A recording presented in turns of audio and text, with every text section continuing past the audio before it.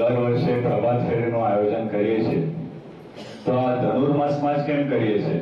કારણ કે આ વિશેષ મહિનો છે, પવિત્ર મહિનો છે, મહારાજ એમાં ભણવા જાય છે અને એમાં જે આપણે કરીએ સુકૃત એ મહારાજ સુધી જલ્દી પહોંચે છે અને આનું આપણને વધારે ફળ મળે છે. તો આપણે આ પ્રભાત ફેરી અને મહારાજની કીર્તન ભક્તિ એક જ મહિનો કરવાની કે 12 મહિનો કરવી?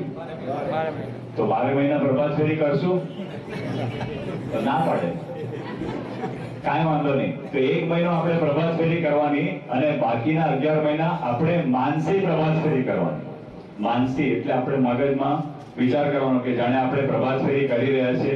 સવારમાં બધા 6 વાગ્યામાં હરિભક્તો નીકળે છે, મંદિરથી નીકળે છે, બધે ફરી અને પાછા મંદિરે ગયા છે. ત્યાં સરસ આરતી થઈ છે, મહારાજ બિરાજમાન છે, મહારાજ હસે છે, મહારાજ ખુશ થાય છે, મહારાજ આપણને આશીર્વાદ આપે છે. આ બાકીના 11 મહિના આપણે માનસી પ્રભાત ફેરી કરવાની.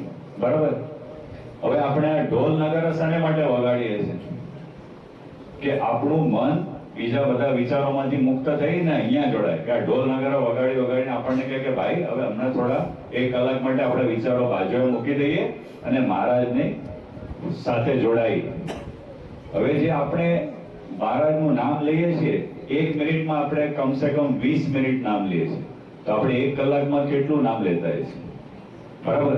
હવે એ 1 મિનિટમાં કે 1 કલાકમાં આપણે જે નામ લઈએ એ ખાલી જો આપણે નામ લઈએ એની જગ્યાએ આપણે આંખ બંધ કરીને અથવા આંખ ભલે ખુલ્લી હોય આપણી સમક્ષ મહારાજની મૂર્તિ સાથે જે નામ લઈએ તો આપણને એનું 100 ગણું ફળ મળે.